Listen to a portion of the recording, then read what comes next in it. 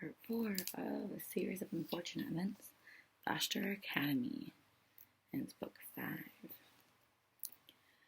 I'm going to read chapter 7 and 8 for this part, and here is the picture for chapter 7.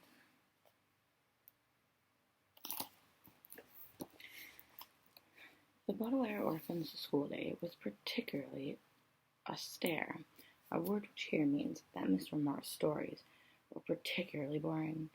Mrs. Bass's obsession with the metric system was particularly irritating, and Nara's administrative demands were particularly difficult. But Violet, Claus, and Sunny did not really notice. Violet sat at her school desk, and anybody who did not know Violet would have thought that she was paying close attention because her hair was tied up in a ribbon to keep it out of her eyes. But Violet's thoughts were far, far away from the dull tales that Mr. Moore was telling. She had tied her hair up, of course, to help focus her keen, inventing brain on the problem that was facing the Baudelaires, and she didn't want to waste an ounce of her attention on the rambling, banana-eating man in the front of the room. Mrs. Bass had brought in a box of pencils for her class and was having them figure out if one of them was any longer or shorter than the rest. And if Mrs. Bass weren't so busy pacing around the room shouting, "Measure," she might have looked at Claus and thought that perhaps he shared her obsession with measurement, because his eyes were sharply focused as if he were concentrating. But Claus was spending the morning on autopilot, a word which here means measuring pencils without really thinking about them. As he placed pencil after pencil next to his ruler, he was thinking of books he had read that might be helpful for their situation. And if Vice Principal Nero had stopped practicing his violin and looked in on his infant secretary, he would have guessed that Sunny was working hard, mailing letters he had dictated to various candy companies complaining about their candy quality. But even though Sunny was typing, stapling, and stamping as quickly as she could, her mind was not on secretarial supplies, but on the appointment she and her siblings had with Coach Genghis that evening and what they could do about it. The Quagmires were curiously absent from lunch, so the Baudelaires were really forced to eat with their hands this time, but as they picked up handfuls of spaghetti and tried to eat them as neatly as possible, the three children were thinking hard, so hard that they barely spoke. They knew, almost without discussing the matter, that none of them had been able to guess Coach Genghis's plan, and that they hadn't figured out a way to avoid their appointment with him on the lawn, an appointment that drew closer and closer with every handful of lunch. The Baudelaires passed the afternoon in more or less the same way, ignoring Mr. Moore's stories, Mrs. Bass's pencils, and the diminishing supplies of staples, and even during gym period, one of Carmelita's bratty friends informed them that Genghis would start teaching the next day, but in the meantime they were to run around as usual. The three children raced around the lawn in utter silence, devoting all of their brain power to thinking about their situation. The Baudelaires had been so very quiet and thinking so very hard that when the Quagmires sat down across from them at dinner time and said in unison, "We've solved your problem," it was more of a startle than a relief. "Goodness," Violet said, "you startled me." "I thought you'd be relieved," Duncan said. "Didn't you hear us? We said we've solved your problem." "We're startled and relieved," Claus said. "What do you mean we've solved our problem? My sisters and I have been thinking about it all day, and we've gotten nowhere. We don't know what Coach Genghis is up to, although we're sure he's up to something, and we don't know how we can avoid meeting him after dinner, although we're sure that he'll do something terrible if we do. At first I thought he might be simply planning to kidnap us," Violet said, "but he wouldn't have to be in disguise to do that." "And at first I thought we should call Mr. Paul Thoreau," Claus said, "and tell him what's going on. But if Count Olaf can fool an advanced computer, he'll surely be able to fool an average banker." "Teresia," Sunny said in agreement. "Duncan and I have been thinking about it all day too," Isadora said. "I filled up 5.5 pages of my notebook writing down possible ideas, and Duncan filled up 3. "I write smaller," Duncan explained, handing his fork to Violet so she could take her turn at the meatloaf they were having for dinner. "Right before lunch, we compared notes," Isadora continued, "and the two of us had the same idea, so we sneaked away and put our plan into action." "That's why we were at lunch," Duncan explained. "You'll notice that there are puddles of beverages on our tray instead of glasses." "Well, we can share our glasses," Claus said, handing his to Isadora, "just like you're letting us share your silverware. But what is your plan? What did you have to put into action? Duncan and Isadora looked at one another and smiled, and leaned in close to the Baudelaires so they could be sure no one would overhear. We propped open the back door of the auditorium, Duncan said. He and Isadora smiled triumphantly and leaned back in their chairs. The Baudelaires did not feel triumphant. They felt confused. They did not want to insult their friends who had broken the rules and sacrificed their drinking glasses just to help them. But they were unable to see how propping open the back door of the auditorium was a solution to trouble in which they found themselves. I'm sorry, Violet said after a pause. I don't understand how propping open the back of the auditorium solves our problem. Don't you see? Isadora asked. We're going to sit in the back of the auditorium tonight, and as soon as Nara begins his concert, we will tiptoe out and sneak over to the front lawn. That way we can keep an eye on you and Coach Genghis. If anything fishy happens, we will run back to the concert and alert Vice Principal Nara. It's the perfect plan, don't you think? Duncan asked. I'm rather proud of my sister and me, if I do say so myself. The Baudelaire children looked at one another doubtfully. They didn't want to disappoint their friends or criticize the plan that the Quagmire triplets had cooked up, particularly since the Baudelaires hadn't cooked up any plan themselves. But Count Olaf was so evil and clever that the three siblings couldn't help but think that propping a door open and sneaking out to spy on him was not much of a defense against his treachery. We appreciate you trying to solve our problem, Claus said gently, but Count Olaf is an extremely treacherous person. He always has something up his sleeve. I wouldn't want you to get into any danger on our behalf. Don't talk nonsense, Isadora said firmly, taking a sip from Violet's glass. You're the ones in danger, and it's up to us to help you. And we're not frightened of Olaf. I'm confident this plan is a good one. The Baudelaires looked at one another again. It was very brave of the Quagmire triplets not to be frightened of Olaf and to be so confident about their plan, but the three siblings could not help but wonder if the Quagmires should be so brave. Olaf was such a wretched man that it seemed wise to be frightened of him, and he had defeated so many Baudelaires' plans that it seemed a little foolish to be confident about this one. But the children were so appreciative of their friends' efforts that they had said nothing more about the matter. In the years to come, the Baudelaire orphans would regret this time when they said nothing more about the matter. But in the meantime, they merely finished their dinner with the Quagmires, passing silverware and drinking glasses back and forth, and trying to talk about other things. They discussed other projects they might do to improve the orphan shack, and what other matters they might research in the library, and what they could do about Sonny's problem with the staples, which were running out quite rapidly, and before they knew it, dinner was over. The Quagmires hurried off to the violin recital, promising to sneak out as quickly as they could, and the Baudelaires walked out of the cafeteria and over to the front lawn. The last few rays of sunset made the children cast long, long shadows as they walked, as if the Baudelaires had been stretched across the brown grass by some horrible mechanical device. The children looked down at their shadows, which looked as flimsy as sheets of paper, and wished with every step that they could do something else, anything else, other than meet Coach Genghis alone on the front lawn. They wished they could just keep walking, under the arch, past the front lawn, and out into the world, but where would they go? The three orphans were all alone in the world. Their parents were dead. Their banker was too busy to take good care of them, and their only friends were two more orphans, who the Baudelaires sincerely hoped had snuck out of the recital by now and were spying on them as they approached the solitary figure of Coach Genghis, waiting for them impatiently on the edge of the lawn. The waning light of the sunset, the word waning here means dim and making everything look extra creepy, made the shadow of Coach's turban look like a huge, deep hole. You're late, Genghis said in his scratchy voice. As the siblings reached him, they could see that he had both hands behind his back, as if he were hiding something. Your instructions were to be here right after dinner, and you are late. We're very sorry, Violet said, craning her neck to try and catch a glimpse of what was behind his back. It took us a little longer to eat our dinner without silverware. If you were smart, Genghis said, you would have borrowed the silverware of one of your friends. We never thought of that, Claus said. When one is forced to tell atrocious lies, one often feels a guilty flutter in one's stomach. And Claus felt such a flutter now. You certainly are an intelligent man, he continued. Not only am I intelligent, Genghis agreed, but I'm also very smart.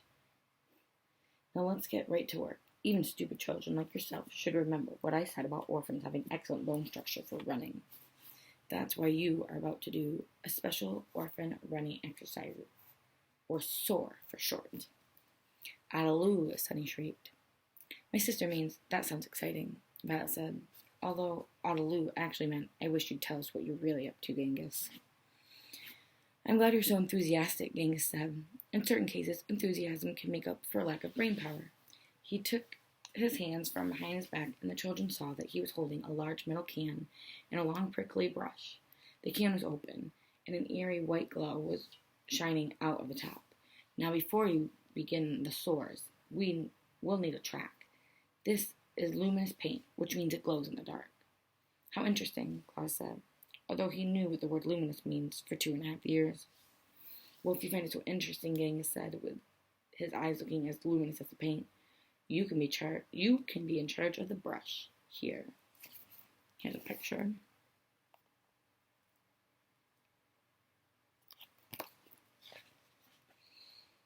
He thrust the long prickly brush into Claus's hands, and you little girls can hold the paint can. I want you to paint a big circle on the grass so you can see where you are running when you start your laps. Go on, what are you waiting for? The bottlers looked at one another. What they were waiting for, of course, was Genghis revealing what he was really up to with the paint, the brush, and the ridiculous special orphan running exercises. But in the meantime, they figured they'd better do as Genghis said. Painting a big luminous circle on the lawn didn't seem to be particularly dangerous, so Violet picked up the paint can and Claus dipped the brush into the paint and began making a big circle. For the moment, Sunny was something of a fifth wheel, a phrase which here means not in a position to do anything particularly helpful, but she crawled alongside her siblings, offering moral support. Bigger, Genghis called out in the dark. Wider. The bottlers followed his instructions and made the circle bigger and wider, walking farther away from Genghis and leaving a glowing trail of paint. They looked out in the gloom of the evening, wondering where the Quagmire triplets were hiding, or if indeed they had managed to sneak out of the recital at all. But the sun was down now, and the only thing the orphans could see was the bright circle of light they were painting on the lawn, and the dim figure of Genghis, his white turban looking like a floating skull in the night. Bigger, wider. All right, that's big and wide enough. Finish the circle while I'm standing. Hurry up. What do you think we're really doing? Violet whispered to her brother. I don't know, Claus said. I've only read 3 or 4 books on paint. I know that paint can sometimes be poisonous or cause birth defects, but Genghis isn't making us eat the circle, and you're not pregnant, of course, so I can't imagine. Sunny wanted to add Gargaba, which meant maybe the luminous paint is serving as some sort of glowing signal. But the bottlers had come full circle and were too close to Genghis to do any more talking. I suppose that will do, orphans, Genghis said, snatching the brush and the can of paint out of his hands. Now take your marks, and when I blow my whistle, begin running around the circle you've made until I tell you to stop. What? Violet said. As I'm sure you know, there are 2 types of what in the world. The first type simply means, excuse me, I didn't hear you. Could you please repeat yourself? The second type is a little trickier. It means something more along the lines of, excuse me, I did hear you, but I can't believe that's what you really meant. And this second type is obviously the type Violet was using at the moment. She was standing right next to Genghis, so she'd obviously heard what had come out of the smelling mouth of this miserable man, but she couldn't believe that Genghis was simply going to make them run laps. He was such a sneaky and revolting person that the eldest bottler simply could not accept that his scheme was only as evil as the average gym class. What? Genghis repeated in a mocking way. He had obviously taken a page out of Nero's book, a phrase which here means learn how to repeat things in a mocking way in order to make fun of children. I know you heard me, little orphan girl. You're standing right next to me. Now take your marks, all of you, and begin running as soon as I blow my whistle. But Sunny is a baby, Claus protested. She can't really run, at least not professionally. Then she may crawl as fast as she can. Genghis replied, Now, on your marks, get set, go. Genghis blew his whistle, and the bottler orphans began to run, pacing themselves so they could run together even though they had different-sized legs. They finished 1 lap, and then another, and then another, and another, and then 5 more, and then another, and then 7 more, and then another, and then 3 more, and then 2 more, and then another, and then another, and then 6 more, and then they lost track. Coach Genghis kept blowing his whistle and occasionally shouted tedious and unhelpful things like keep running or another lap. The children looked down at the luminous circle so they could stay in a circle and the children looked over at Genghis as he grew fainter and then clearer as they finished the lap, and the children looked out into the darkness to see if they could catch a glimpse of the quagmires. The Baudelaires also looked at one another from time to time, but they didn't speak, not even when they were far enough away from Genghis that he could not overhear. One reason they did not speak was to conserve energy, because although the Baudelaires were in reasonably good shape, they had not run so many laps in their lives, and before too long they were breathing too hard to really discuss anything. The other reason they did not speak was that Violet had already spoken for them when she asked the second type of what. Coach Genghis kept blowing his whistle, and the children kept running around and around the track, and echoing in each of their minds was the second, trickier type of question. The three siblings had heard Coach Genghis, but they couldn't believe that soar was the extent of his evil plan. The Baudelaire orphans kept running around the glowing circle until the first rays of sunrise began to reflect on the jewel in Genghis's turban, and all they could think was, what? What? What? Chapter 8. What? Isidore asked. I said. Finally, as the sun rose, Coach Genghis had to stop running laps and let us go to bed, Claus said. My sister didn't mean that she didn't hear you, Duncan explained. She meant that she heard you, but she didn't believe that's really what you meant. And to tell you the truth, I can scarcely believe it myself, even though I saw it with my own eyes. I can't believe it either, Violet said, wincing as she took a bite of salad that the masked people had served for lunch. It was the next afternoon, and the three Baudelaire orphans were doing a great deal of wincing, a word which here means frowning in pain, alarm, or distress. When Coach Genghis had called last night's activity SOAR, he had merely used the name as an acronym for special orphan running exercises, but the three children thought the name SOAR was even more appropriate than that. After a full night of SOAR, they'd been sore all day. Their legs were sore from all their running. When they finally entered the orphan shack to go to sleep, they had been too tired to put on their noisy shoes, so their toes were sore from the claws of tiny territorial crabs, and their heads were sore, not only from headaches, which often occur when one doesn't get enough sleep, but also from trying to figure out what Coach Genghis was up to in making them run all those laps. The Baudelaire legs were sore, the Baudelaire toes were sore, the Baudelaire heads were sore, and soon the muscles on the sides of Baudelaire's mouths would be sore from wincing all day long. It was lunchtime, and the three children were trying to discuss the previous evening with the Quagmire triplets, who weren't very sore and not nearly as tired. One reason was that they had been hiding behind the archway, spying on the Genghis and the Baudelaires, instead of running around and around the luminous circle. The other reason was that the Quagmires had done their spying in shifts. After the Baudelaires had run the first few laps, and there was no sign of them stopping, the two triplets had decided to alternate between Duncan sleeping and Isidore spying, and Duncan spying and Isidore sleeping. The two siblings promised each other that they would wake up the sleeping one if the spying one noticed anything unusual. I had the last shift, Duncan explained, so my sister didn't see the end of SOAR, but it doesn't matter. All that happened was that Coach Genghis had you stop running laps and let you go to bed. I thought he might insist on getting your fortune before you could stop running.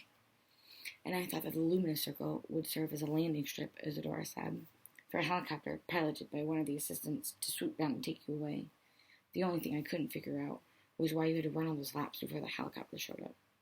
But the helicopter didn't show up, Claus said, taking a sip of water and wincing. Nothing showed up.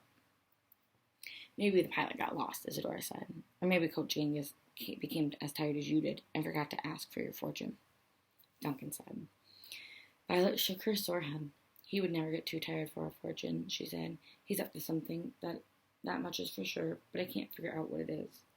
Of course you can figure it out, Duncan said. You're exhausted. I'm glad Isidora and I thought of spying in shifts.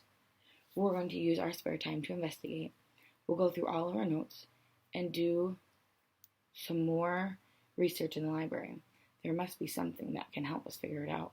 I'll do research too, Claus said, yawning. I'm quite good at it. I know you are, Isidora said, smiling. But not today, Claus. We'll work on uncovering Genghis' plan, and you three can catch up on your sleep. You're too tired to do much good in the library or anywhere else. Violet and Claus looked at each other's tired faces, and then down at their baby sister, and they saw the Quagmire triplets were right. Violet had been so tired that she had taken only a few notes on Mr. Moore's painfully dull stories. Claus had been so tired that he had incorrectly measured nearly all of Mrs. Bassett's objects, and although Sunny had not reported what she had done in the morning in Nero's office, she couldn't have been very good administrative assistant because she had fallen asleep right there in the cafeteria, her little head on her salad, as if it were a soft pillow, instead of leaves of lettuce, slices of tomato, gobs of creamy honey mustard dressing, and crispy croutons, which were small toasted pieces of bread that give a salad some added crunch. Violet gently lifted her sister's head out of the salad and took a few croutons out of her hair. Sunny winced, made a faint, miserable noise, and went back to sleep in Violet's lap. Perhaps you're right, Isadora, Violet said. We'll stumble through the afternoon somehow and get a good night's sleep tonight. If we're lucky, Brisbane's will narrow. We'll play something quiet at tonight's concert, and we can sleep through that as well. You can see with that last sentence just how tired Violet really was, because if we're lucky is not a phrase that she or either of her siblings used very often. The reason, of course, is quite clear. The Bottle orphans were not lucky. Smart, yes. Charming, yes. Able to survive austere situations, yes. But the children were not lucky, and so wouldn't use the phrase, if we're lucky, any more than they would use the phrase, if we're stalks of celery, because neither phrase was appropriate. If the Bottle orphans had been stalks of celery, they would not have been small children in great distress, and if they had been lucky, Carmelita Spatz would not have approached their table at this particular moment and delivered another unfortunate message. Hello, you cake sniffers, she said. Although judging from the baby brat, you're more like salad sniffers. I have another message for you from Coach Genghis. I get to be his special messenger because I'm the cutest, prettiest, nicest girl in the whole school. If you're really the nicest person in the whole school, Isadora said, you wouldn't make fun of a sleeping infant. But never mind, what is the message? It's actually the same one as last time, Carmelita said, but I'll repeat it in case you're too stupid to remember. The 3 Baudelaire orphans are to report to the front lawn tonight, immediately after dinner. What? Claus asked. Are you deaf as well as a cake sniffy? Carmelita asked. I said. Yes, Claus heard you, Isadora said. He didn't mean that kind of what. You have received the message, Carmelita. We have received the message, Carmelita. Now please go away. That's 2 tips you owe me, Carmelita said, as she flounced off. I can't believe it, Violet said. Not more laps. My legs are almost too sore to walk, let alone run. Carmelita didn't say anything about more laps, Duncan pointed out. Maybe Coach Genghis is putting his real plan into action tonight. In any case, we'll sneak out of the recital again and keep an eye on you. In shifts, Isadora added. Nodding in agreement, and I bet we'll have a clear picture of his plan by then. We have the rest of the day to do research. Isadora paused and flipped open her black notebook to the right page. She read, Don't worry, Baudelaires. Don't feel disgrace. The Quagmire triplets are on the case. Thank you, Claus said, giving Isadora a tired smile of appreciation. My sisters and I are thankful for all your help, and we're going to put our minds to the problem, even though we're too exhausted to do research. And if we're lucky, all of us working together can defeat Coach Genghis. There was that phrase again, if we're lucky, coming out of the mouth of Baudelaire. And once again it felt as appropriate as if we are stalks of celery. The only difference was that the Baudelaire orphans did not wish to be stalks of celery. While it is true that if they were stalks of celery, they would not be orphans because celery is a plant and so cannot really be said to have parents. Violet, Claus, and Sunny did not wish to be the stringy, low-calorie vegetable. Unfortunate things can happen to celery as easily as they can happen to children. Celery can be sliced into small pieces and dipped into clam dip at fancy parties. It can be coated in peanut butter and served as a snack. It can merely sit in a field and rot away if the nearby celery farmers are lazy or on vacation. All these terrible things could happen to celery, and the orphans knew it, so if you were to ask the Baudelaires if they wanted to be stalks of celery, they would say of course not. But they wanted to be lucky. The Baudelaires did not necessarily want to be extremely lucky, like someone who finds a treasure map or someone who wins a lifetime supply of ice cream in a contest. Or like the man, and not alas me, who was lucky enough to marry my beloved Beatrice and live with her in happiness over the course of her short life. But the Baudelaires wanted to be lucky enough. They wanted to be lucky enough to figure out how to escape Coach Genghis's clutches, and it seemed that being lucky would be their only chance. Violet was too tired to invent anything, and Claus was too tired to read anything, and Sunny, still asleep in Violet's lap, was too tired to bite anything or anybody. And it seemed that even with the diligence of the Quagmire triplets, the word diligence here means ability to take good notes in dark green and pitch black notebooks. They needed to be lucky if they wanted to stay alive. The Baudelaires huddled together as if the cafeteria were extremely cold, wincing in soreness and worry. It seemed to the Baudelaire orphans that they wanted to be lucky more than they had in their entire lives. Chapter 9 for next time.